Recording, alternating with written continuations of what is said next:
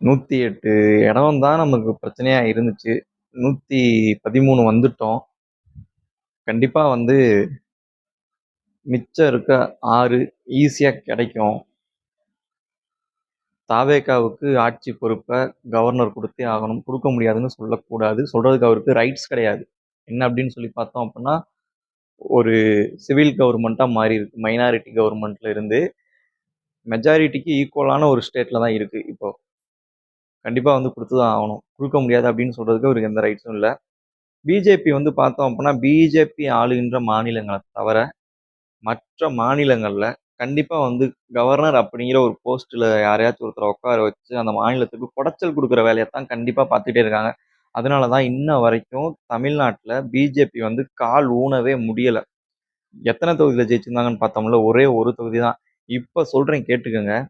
எந்த காலகட்டத்திலயும் பிஜேபியால வந்து தமிழ்நாட்டுல ஒண்ணுமே பண்ண முடியாது. தமிழ்நாடு தமிழர்களுக்கான களம் மட்டுமே. பிஜேபியோட மதவாத அரசியலுக்கு இங்க 1% இல்ல. ஒரு வாய்ப்பு கூட கிடையாது. கண்டிப்பா உங்கனால வந்து இங்க தமிழ்நாட்டுல வந்து உங்க மதவாத சக்தி வந்து எதிர்படாது. இது வந்து மத சார்பற்ற மாநிலம். இங்க வந்து ஹிந்து, முஸ்லீம், கிறிஸ்டின் எல்லாருமே வந்து ஒண்ணா தான் இருப்பாங்க. என்னைக்குமே உங்கனால வந்து அசைக்கவே முடியாது. காங்கிரஸ் ஆதரவு குடுத்துருக்காங்க. அதிமுக ஆதரவு தரக்கூடிய நிலைப்பாடுல இருந்தாங்க. கடைசி நேரத்துல வந்து கே.பி. முனுசாமி அவர்கள் வந்து ஆதரவு இல்ல அப்படிங்கிற மாரி சொல்லிட்டாரு. அவர் சொல்லியிருக்காரு அப்படிங்கிறதுனால வந்து அதிமுகல இருக்கக்கூடிய எல்லாரோட முடிவாகவும் இது இருக்காது. கண்டிப்பா வந்து ஏடிஎம்கேல இருக்கக்கூடிய எம்எல்ஏக்கள் யாரு வேணாலும், எப்ப வேணாலும் தாவேக்காவுக்கு ஆதரவு தெரிவிச்சு வர வாய்ப்பு இருக்கு. ஏன் அப்படின்னு சொல்லி பார்த்தோம்னா, தொடர்ந்து தோல்வியத்தான் வந்து சந்திச்சிருக்காங்க. ஸோ வந்து அவங்களுக்குமே வந்து இந்த கட்சி மேல ஒரு அதிருப்தி இருக்கும். இனிமேல் வந்து தாவேக்கா தான். எத்தனை தேர்தல்கள் வைத்தாலும் தாவேக்கா அதிக பெரும்பான்மையோட வெற்றி பெற வாய்ப்பு இருக்கு. இன்னொரு முறை தேர்தல் வைத்தாலும் தளபதி விஜய் அவர்கள் 234 தொகுதிக்கும் போய் கேம்பெயின் பண்ண முடியும். ஏன் அப்படின்னு சொல்லி கேட்டீங்கன்னா, இப்ப சிஎம் அவரு தானே. அவருக்கு தடை விதிக்கிறதுக்கும், அவரு போற கேம்பெயின தடுக்கிறதுக்கும், அவருக்கு நெருக்கடி உண்டாக்குறதுக்கும் யாருமே வந்து பண்ண முடியாதுல்ல. அதுக்கான வாய்ப்பு கிடையாது.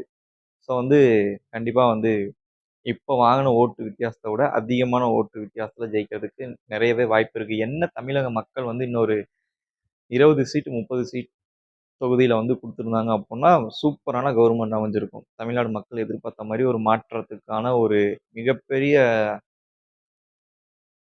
கவர்மெண்ட்டா இருந்திருக்கும். விவசாயிகளுக்கு எல்லாத்துக்குமே வந்து ஒரு மிகப்பெரிய திட்டம் வச்சிருந்தாரு.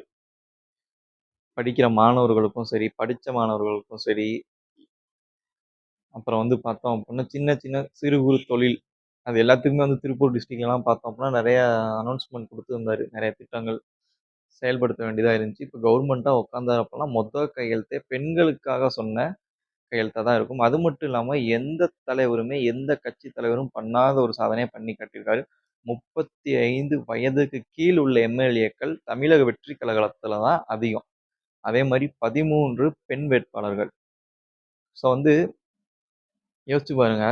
35 வயசுக்கு கீழ இருக்க எம்எல்ஏக்கள் அதிகமா இருக்காங்க அப்படிங்கும்போது,